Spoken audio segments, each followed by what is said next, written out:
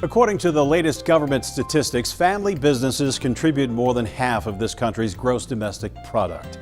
This is not a new phenomenon. Family-owned companies have been solid and significant contributors to the world economy. And yet, institutional support for these independent enterprises is largely unheard of, except, of course, in Cincinnati, where John Gehring turned a question into a vision and a vision into an organization that has helped safeguard the survival of family and private businesses in this region for more than 3 decades. The questions that started it all came from his experience in his own family business, the Ideal Packing Company. All through high school and college, John Gehring worked alongside his father and his uncle in the family meatpacking business. He saw the complexities of the enterprise and began to question the role relationships and generations played in the partnerships within the family operation. By the time John's family sold the business in 1956, his senior year at UC, this decision led to the opportunity to accept an offer to teach accounting in the College of Business Administration. He also had his own family and deeply held values that he shared with his children and his grandchildren. I had the best childhood in the world, seriously. We had the pond and 30 acres and horses to ride. It was idyllic. My parents were both perfect models of clean living, healthy eating, philanthropy, giving back to the community. And we always lived by the golden rule. I think the thing that I appreciate the most about Grandpa is that he taught us the value of work hard, play hard. He expected a lot from us. We were supposed to, get good grades in school, be involved in the community, volunteer, be socially conscious, but at the same time, he gave us the opportunity to do so many wonderful things. And I hope that I will be able to take that concept and pass it on to my children. I've really always admired Grandpa's role as a philanthropist. Him and Grandma both were always not only giving money, but time as well, which I think is even more important. And I think that's probably one of the reasons why I found my calling being an inner city teacher in downtown Cincinnati. I love getting to try to instill in my students the same sense of self-respect and responsibility and commitment that he modeled for us our entire childhood. John was never really far from a family business. In fact, over the years, he and his brother shared ownership of a manufacturing firm in Los Angeles and a lumber company in Erlanger, both of which were successful. Yet the question about interpersonal relationships and family businesses continued to intrigue him. In 1985, John met with Dr. Leonard Arnoff, the dean of UC's College of Business. He shared the question that had been puzzling him since those early days in the family meatpacking business and the fruitful experiences enjoyed by John and his brothers. Was there a need to study the dynamics of family business on an institutional level? He asked, and the two colleagues took the first step to find out. They conducted a community survey. They learned there were plenty of programs that focused on entrepreneurship and minority and women-owned businesses, but they turned up nothing that dealt exclusively with family business. That was all John needed to know. Dr. Sidney Barton, an assistant professor of management, joined the project as executive director. I'm a longtime friend of John Gehring's, and we started together in high school and then went on to the University of Cincinnati together. And the other thing that brought us very close was both our wives were roommates in the sorority at UC, and so that led us to be together socially and also travel a great deal.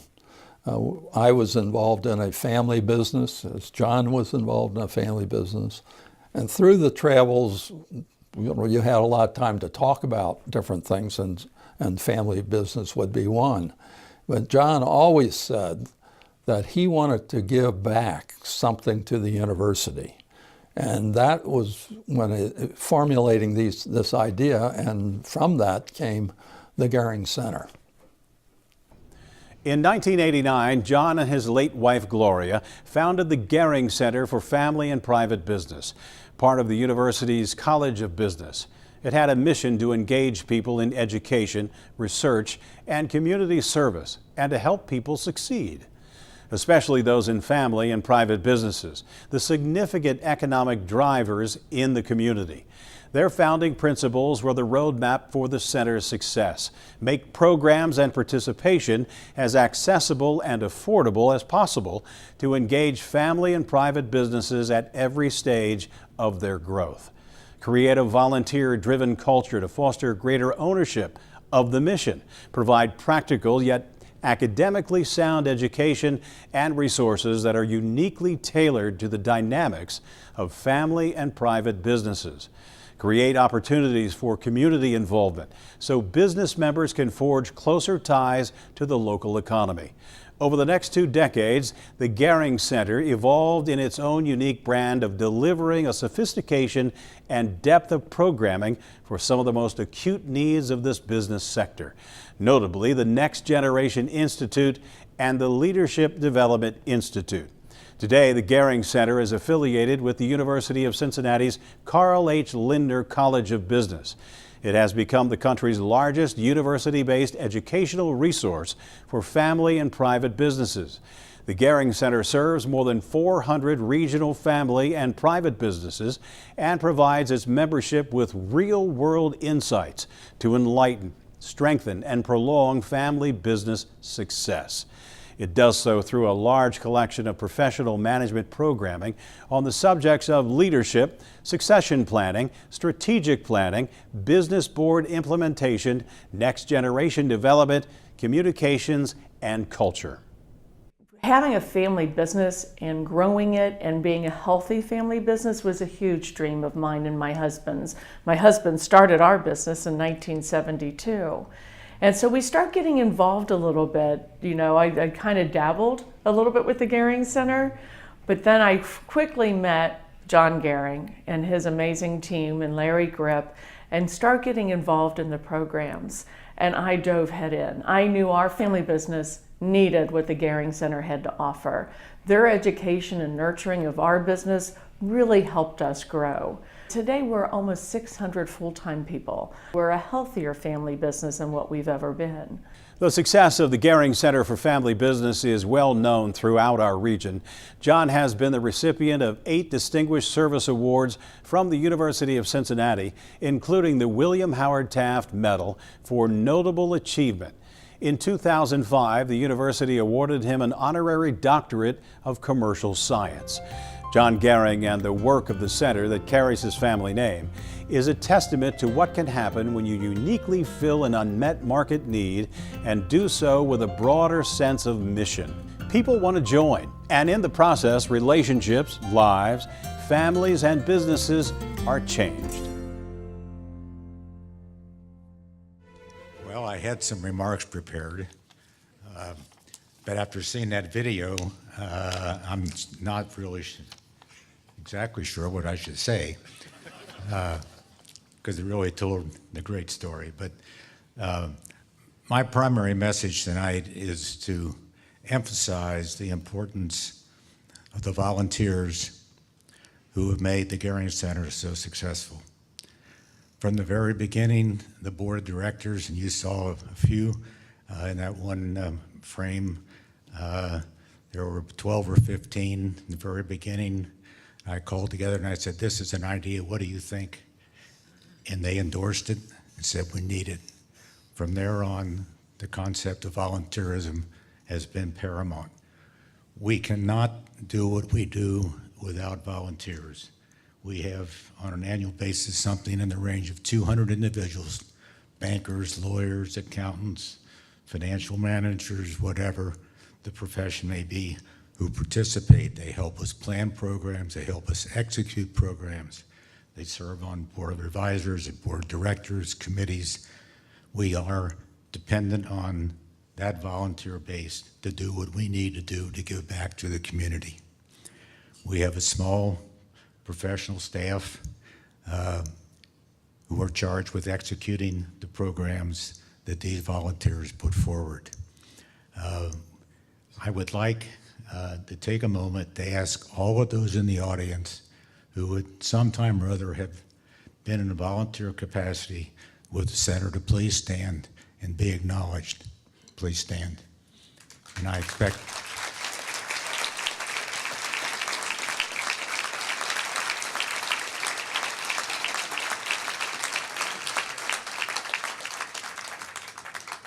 I'd like to take a moment to pay tribute to the professional staff.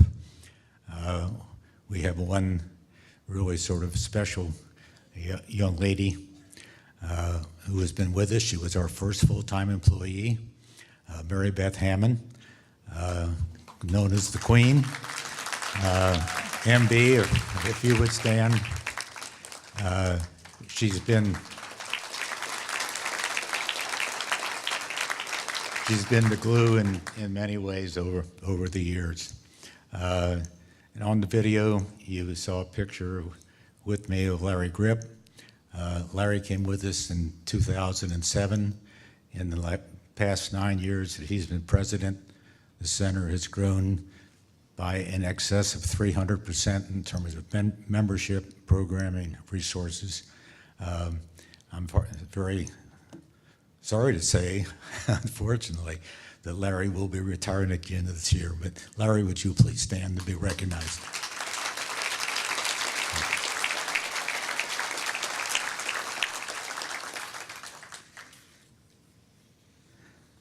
Basically, in closing, let me say that the Gehring Center is my legacy to the community, to the region, and I could not be prouder of the progress, the importance, and the brand that has been developed, and that we're in a position now that the center is institutionalized and will continue for many generations to come. Thank you very much.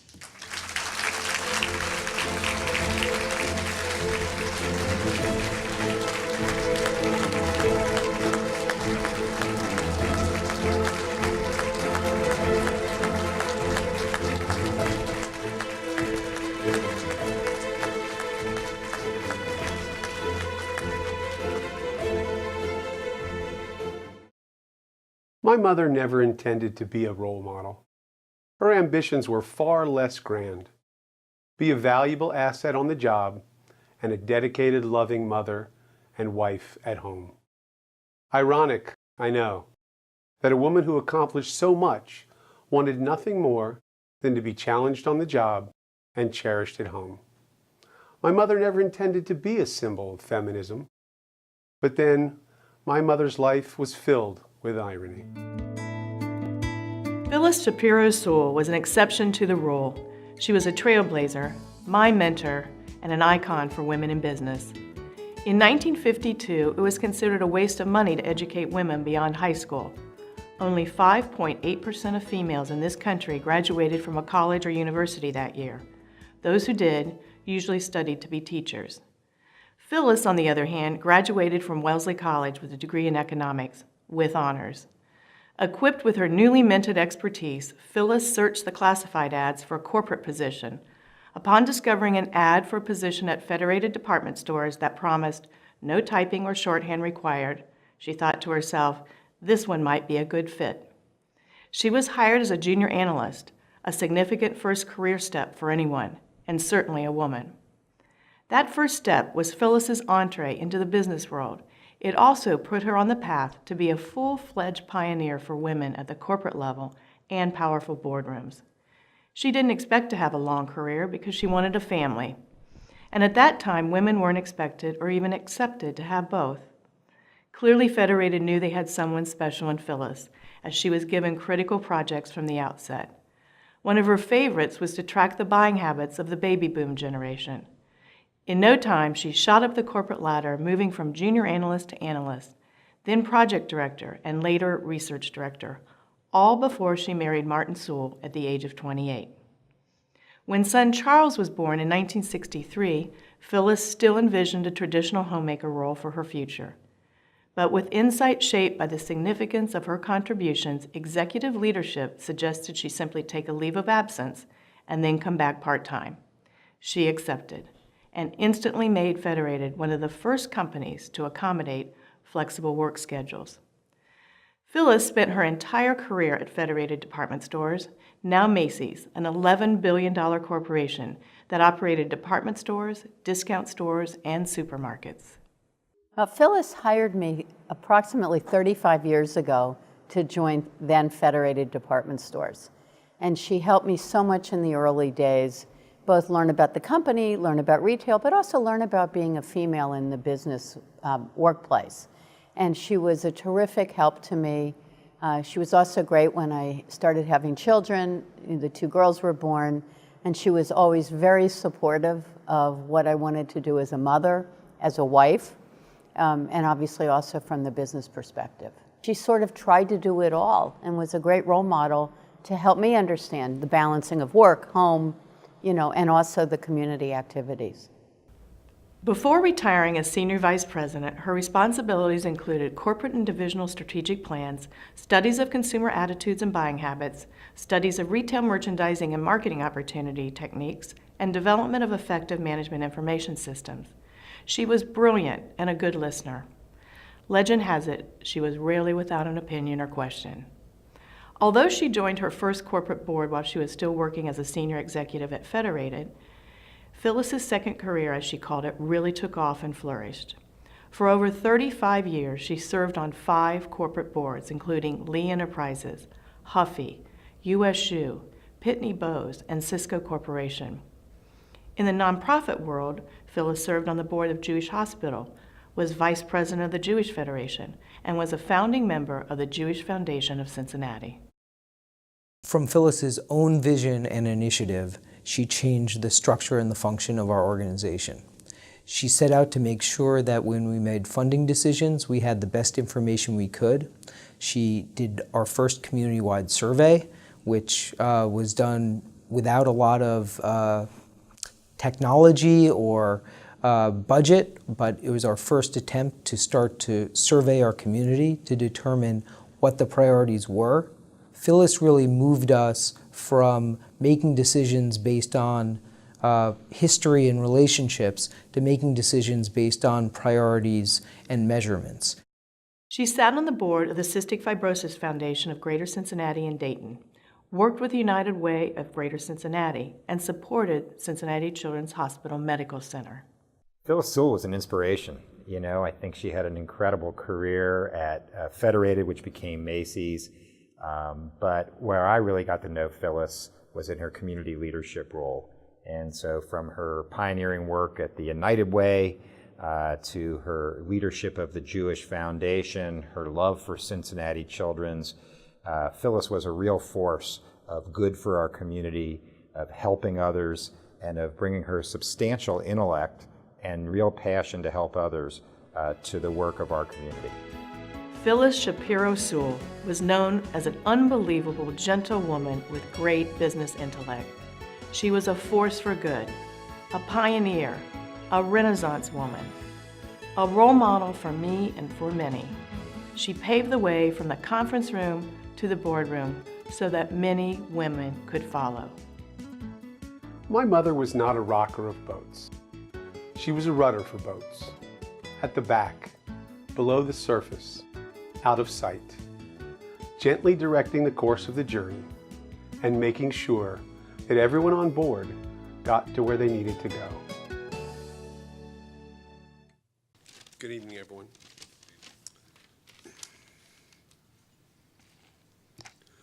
I want to reassure everyone that since those early days sitting on my mother's lap, my hair's grown in quite nicely.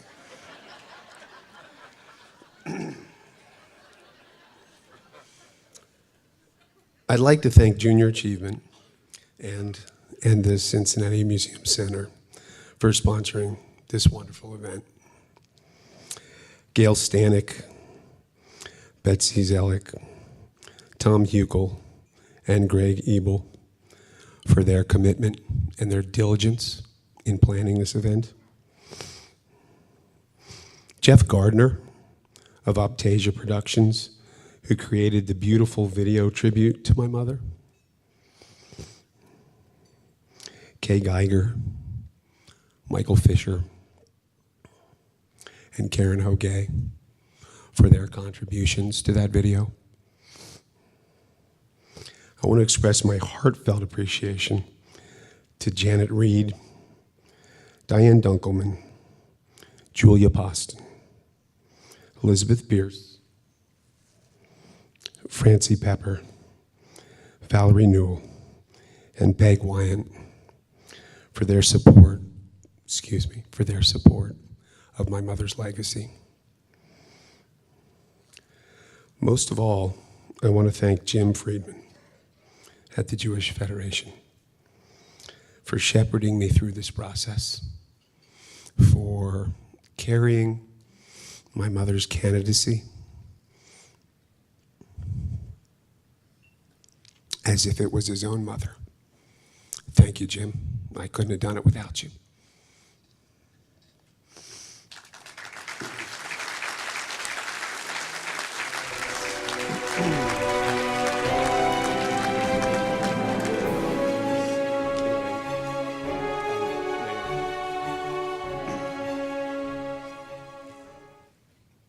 Sorry about that. It's like getting the Oscar music.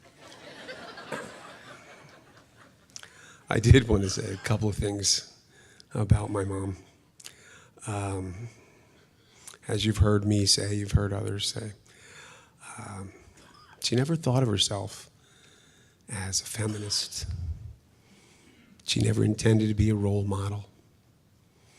But as her career trajectory steepened, she realized that people, young women in particular, were going to see her that way. And while she was naturally flattered by the admiration, she was also concerned. She was concerned that these young women might think that unless they emulated her and everything she'd accomplished, that they had somehow failed. Every chance she got, she made sure that when she spoke to those young women, she let them know that there wasn't just one way. There wasn't just one path to success, but many. She tried to emphasize to all of them and to everyone she met that what was most important was choosing your path, not giving in to societal expectations, not feeling like you needed to emulate someone else, but making choices based on what you felt was right for you. I consider that following your bliss. That was my mother's advice to everyone she spoke to, particularly the young women who followed her into business. Follow your bliss. If you choose to prioritize career, so be it. If you choose to take a more traditional role as a mother, as a wife, so be it. Follow your bliss, and that will lead to a successful life. Pretty good advice, I think. Thank you, folks. There is this saying, try not to become a man of success, rather try to become a man of value. By all measures, William Newton Liggett was both. He would want us to call him Bill, or maybe even Billy. But to me, he was Gumpaw. Banking was always in his life, starting in Ripley, Ohio, where he grew up a century ago. His uncle had a bank in nearby Russellville. His father started out there and eventually ran a small family-owned bank in Ripley, the Citizens National Bank. Citizens National was where he learned the ropes of banking. He clerked during the summers and became the assistant cashier after he graduated from Miami University in 1939. After 3 years, he took a position with the Federal Deposit Insurance Corporation and moved his young family to Columbus. Bill traveled around the state, overseeing the loans and capitalization of various national banks. But World War II was looming. While his position with the FDIC exempted him from the draft, his sense of responsibility for the greater good prompted him to put his career on hold. He enlisted in the U.S. Navy and served as lieutenant in the Pacific from 1944 to 1946. Bill joined First National Bank of Cincinnati as a lending officer. It was a homecoming on several levels. Not only had he come back to the Queen City area, Bill returned to his first love of community banking. In his role with First National, he patrolled the small-town banks of the tri-state, paying particular attention to those looking for expansion loans. If a bank looked to be at good risk, First National would not only grant the loan, it would cover an unsecured portion, and it worked. Eventually, the interest from these and other business loans became the largest profit stream for First National. Bill rose through the ranks of the bank on his talent, his attention to detail, and his remarkable vision. Not surprising, his gifts spilled into the community as well. Bill was viewed in the industry as a banker's banker. As CEO, he ran a tight ship, but delegated a lot of responsibility to those who could handle it.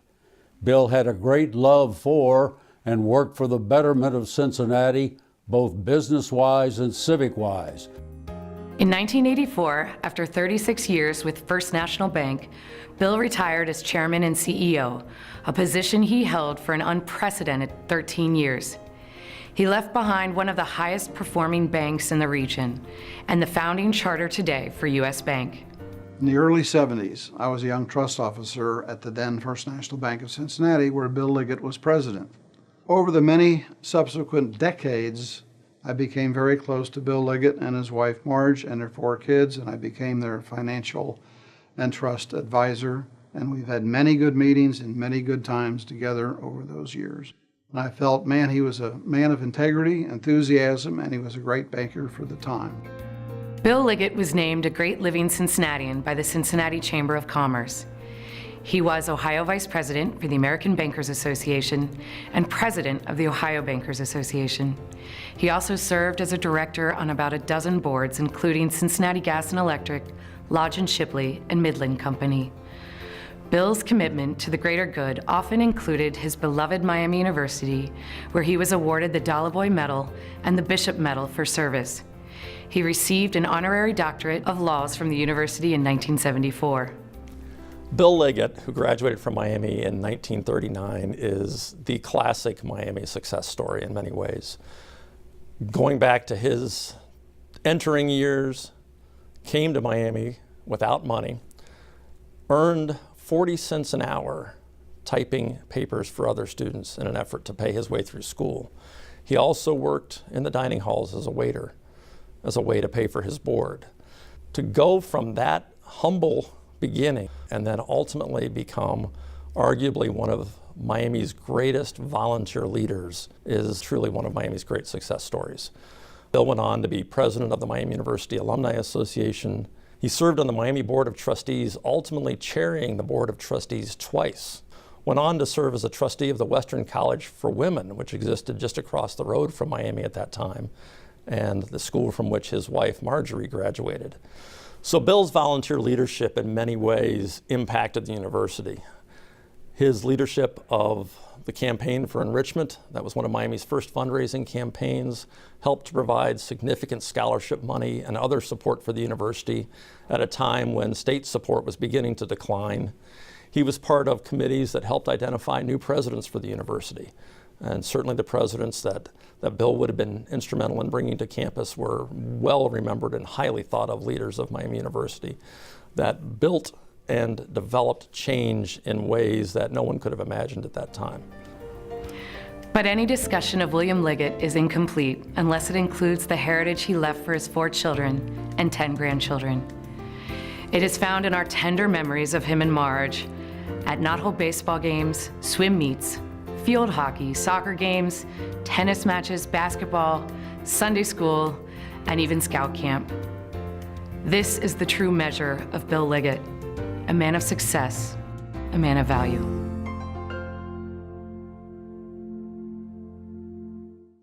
I know I speak for everyone in our family want to extend a warm and heartfelt thank you to Elizabeth, to Scott, to Greg, to everyone on this steering committee, for this selection committee, for this great honor for Bill Liggett.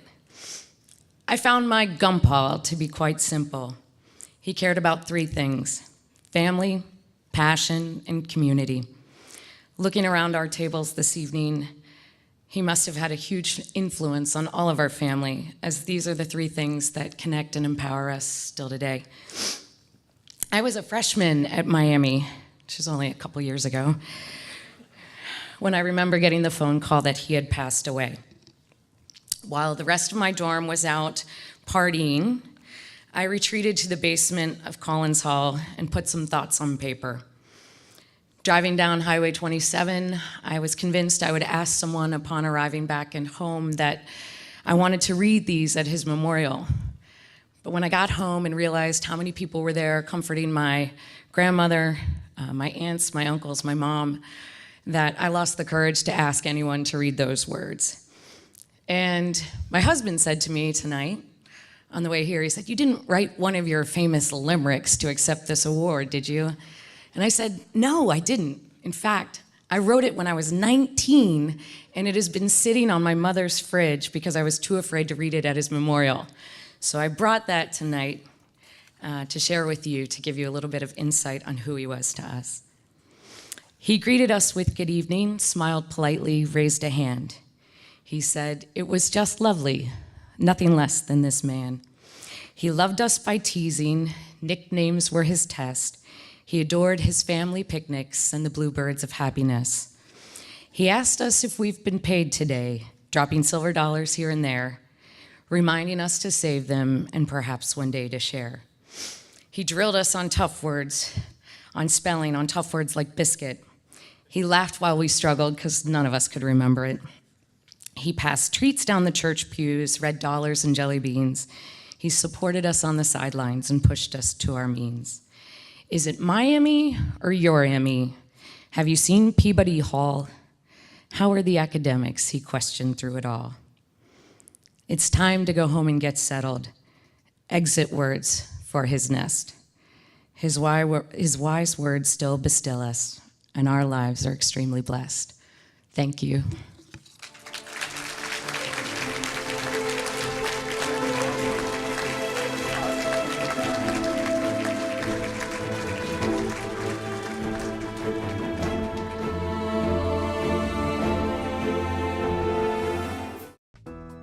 Enterprising, determined, persistent. Three qualities that describe the core attributes of Christian Moerlein the man. Not so surprising, they were also hallmarks of his approach to business. Christian Moerlein was born in 1818 in a small village in Bavaria. He attended school until he was 13 and then decided it was time to go to work. In the summers, he was a blacksmith apprentice on his father's farm. During the winters, he worked in his uncle's brewery. When he turned 18, Christian Moerlein earned an apprenticeship to become a master blacksmith in a small village, but the work simply didn't pay enough. So before long, he decided to look for bigger and better opportunities in Bremen, the nearest large city. Never mind that it was 300 miles away, and he had to travel there on foot, with the equivalent of $40 in his pocket. Determined and enterprising, Christian Moerlein did odd jobs along the way to Bremen. He was about 35 miles short of his original goal when he changed plans. It happened in the seaport city of Bremerhaven when he learned of a ship going to America. This was too appealing to pass up, so he booked passage and landed some 6 weeks later in Baltimore. It was July 1841, and at the age of 23, Christian Moerlein had an entirely new world open to him. He first made his way to Pittsburgh and worked there for a short while as a blacksmith, but he saw a great opportunity to the west. Within the year, he moved to the bustling river town of Cincinnati, where he opened his own blacksmith shop. In 1853, Christian Moerlein decided to get out of the blacksmith business and turn to a thriving trade that he learned during his teen years in Bavaria, brewing beer. He teamed up with Adam Dillman and the two opened a brewery right where the blacksmith shop had been, in a solid German neighborhood in the Over the Rhine section of the city. The two sold their first beer about a year later and spoke of plans to greatly expand the business. But progress slowed when Dillman died in 1855. That forced Christian to find a new partner, Conrad Windisch. The two soon had the Christian Moerlein Brewing Company up and running. When Windisch got involved, they were making several hundred barrels of beer a year. And 10 years later, they were making somewhere between 15 and 25,000 barrels. At that point, they'd grown a lot, but Moerlein wanted to continue to grow, and he was very aggressive about growing the business. So he and Windisch kind of had a parting of the ways, and he paid Windisch $130,000 for his interest in the brewery, which was an astounding amount of money at that period of time. The brewery grew incredibly rapidly. Moerlein was the first brewer in the city to introduce the newest forms of artificial refrigeration. And that enabled him to do several things. It enabled him, for one thing, to cut his ice production cost significantly. It also enabled him to make a much more consistent beer. Moerlein understood marketing and they understood bottling. And so they were very innovative in bottling, and they did a significant percentage of their business in bottled beer. And even before it was easy to bottle and ship bottles on a long range, they would barrel their beer and ship to other cities where they had bottling facilities. And in that way, they could deliver a fresh bottled product to a market in Pittsburgh or New Orleans. Moerlein also bought a brewery in Nashville, and it was the largest brewery in the South. So they also kind of started this process of brewing beer in multiple different locations. Cincinnati is a city built on beer, and the beer brewers were the ones who really laid the foundation for all this. Now, early on, beer wasn't a huge part of the city. We drank some beer here, but it wasn't until around 1850 with the introduction of lager beer to the U.S. and to Cincinnati that beer exploded here, and we became one of the biggest producers of beer because we were one of the biggest consumers of beer. And Christian Moerlein was not only a great lager beer brewer, but he was also the biggest brewer in the city, in the state, and one of the biggest brewers in the country. And so he made fantastic beer at his brewery here on Elm Street and Over the Rhine in the Brewery District. It was well known. The Cincinnati beer was almost a brand name, of a symbol of beer quality, and Christian Moerlein really led the way. Christian Moerlein not only made the most beer in the city, he also had the biggest physical brewery, and this was a massive complex spread over multiple city blocks. There was the huge brew house, there was an ice house, there were stables, there was a stock house, there was malt houses and warehouses, and of course their offices right across the street. It was an amazing complex that was not only physically significant, it was architecturally significant. It was built to really celebrate the beer that was brewed in there. So they took a lot of design cues from breweries over in Germany, very Romanesque style. And this massive brewery stood on Elm Street, at the head of Elm Street, and really just pushed out beer not only throughout Cincinnati and the U.S., but around the globe. The Moerlein family was always seen as hardworking, honest, public-spirited, thrifty, and philanthropic. They dominated the brewing landscape, and when Christian Moerlein died in 1897, the brewing company continued to operate and expand under the leadership of the family. So I think when you look back at him, the legacy of Moerlein is not that he was a man that brewed beer and he got rich doing it. That can be easy. What's really spectacular about him as a figure is that it was not easy for him, that he went through a great deal of personal struggle to get there. But in 1920, the most accomplished brewing dynasty came to an end with the enactment of Prohibition the previous year. But that's not the end of the story. The name and quality brews live on today with the new Christian Moerlein Brewing Company in Over the Rhine. We produce bottles, cans, and kegs of Christian Moerlein's brands and continue to satisfy our area's thirst for quality beer. And none of this would be possible without Christian Moerlein being enterprising, determined, and persistent.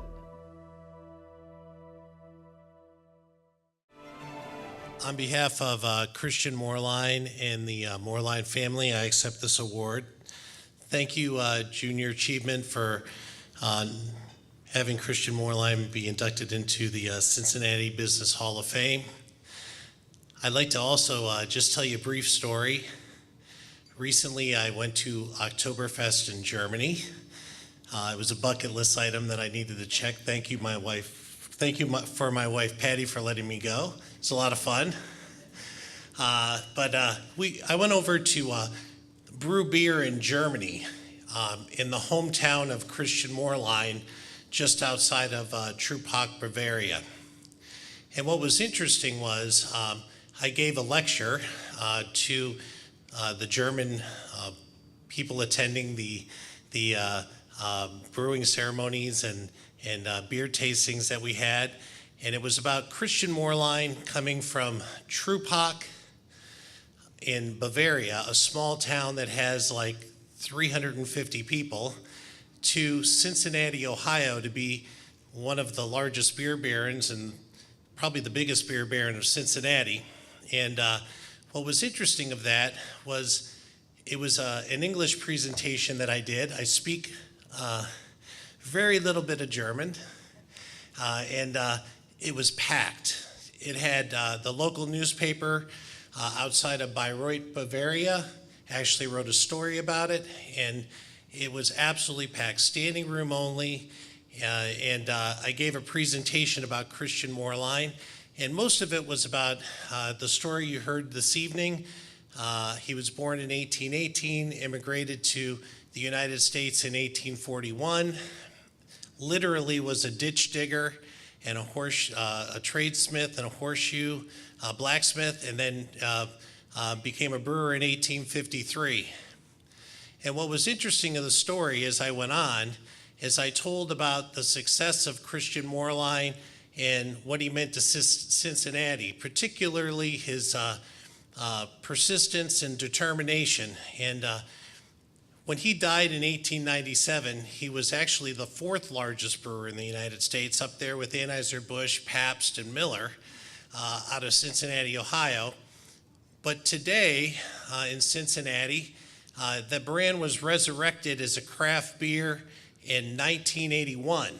And what was interesting of that was that we celebrated Christian Moerlein, but I don't think we really understood the history of all the great Cincinnati beer barons that came to our city and what beer meant to this city. And today, we have the Brewery District Community Urban Redevelopment Corporation, affectionately known as the Brewery District, that is bringing a brewing heritage trail to life in Cincinnati, hopefully in 2018. You can check it out at otrbrewrydistrict.com, and you'll see that because of the success and determination of individuals like Christian Moerlein, we're able to celebrate our brewing heritage of today for many people around the country to come to Cincinnati and enjoy it. And that's really what Christian Moerlein has done from his birth in 1818 that we celebrated in 2017 in Cincinnati, hopefully with the Brewing Heritage Trail in 2018. Thank you.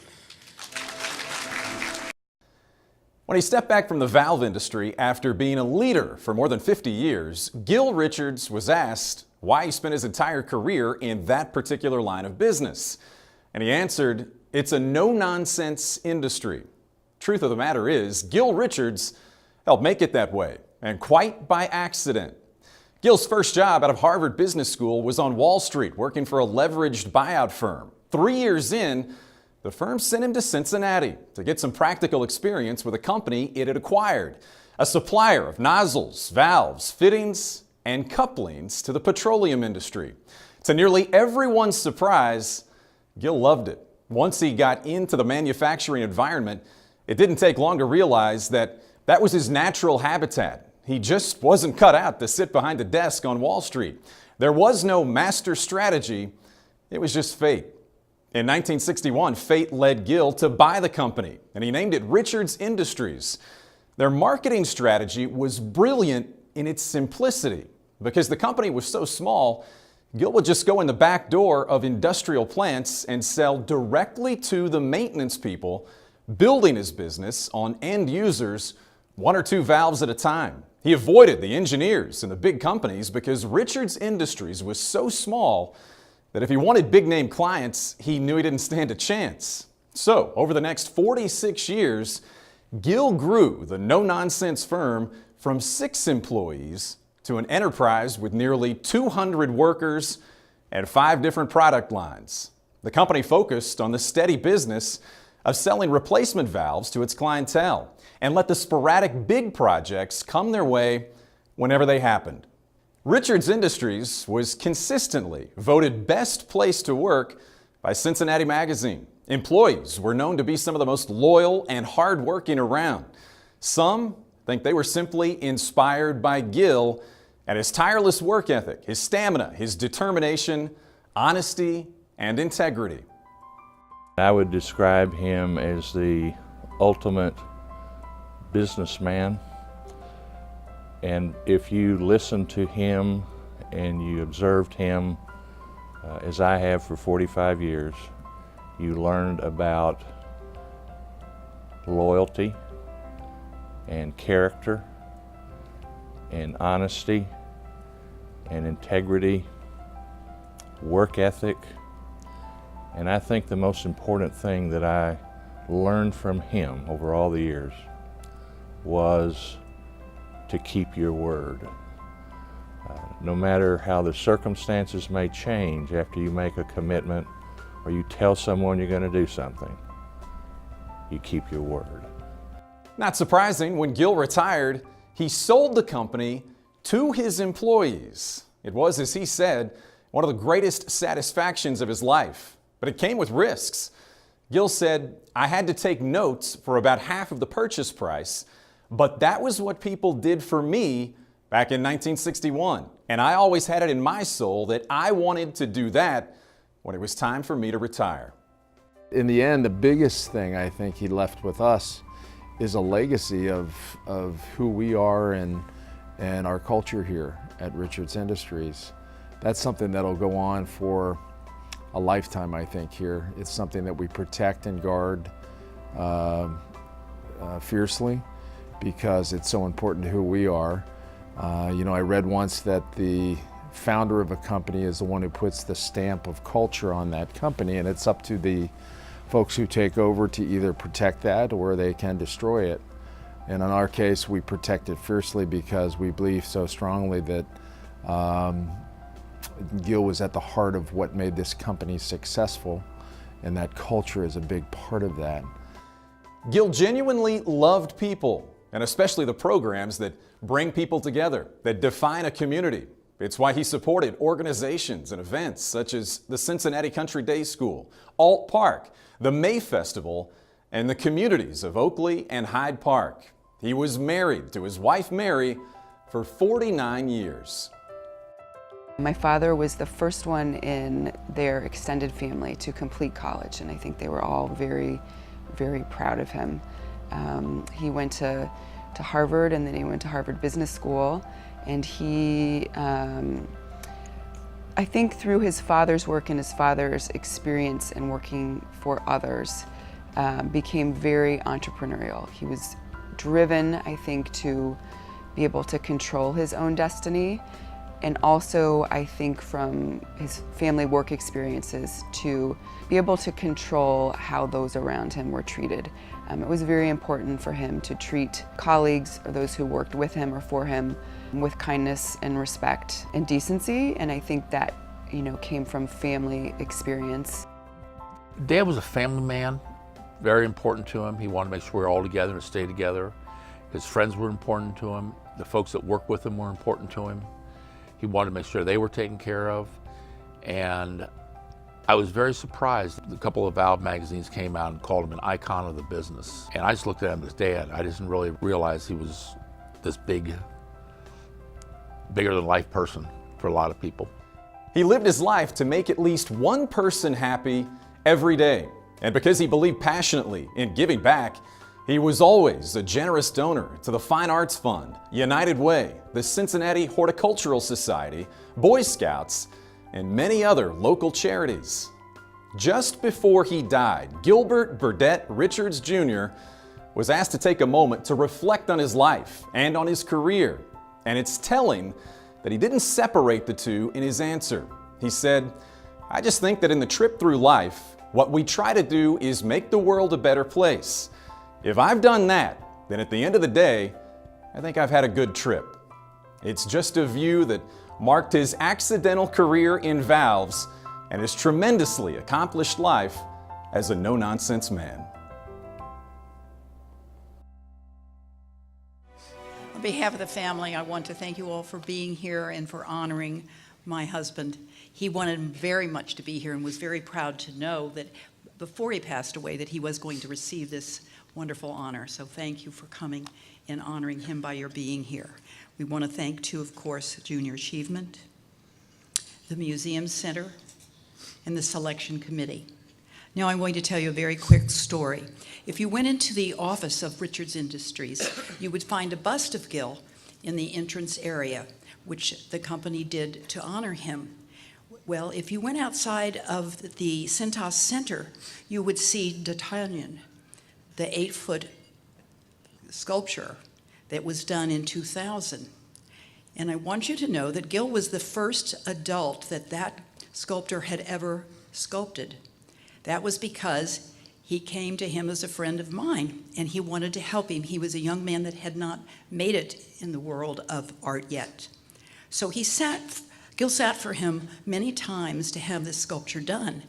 And Gil found out that Xavier was doing a new contest for a new D'Artagnan, and through a good friend, Mr. Leeser, he was able to get Tom Taccia the opportunity to do one of the examples that were going to be selected. And Tom had his own ideas. He went ahead and selected what he thought was what they had said they wanted, but then he asked the committee if he possibly could also do something else that he was working on separately. So once they looked at what he was doing separately, they said, well, we have to let the other people that are trying to get this position to make one too. Well, Tom Taccia won. So Gil got Tom Taccia started. Tom Taccia has done all those wonderful sculptures that we have down of the athletic people down at the ballpark. And he's now a successful sculptor in the country. And that was just an example of Gil.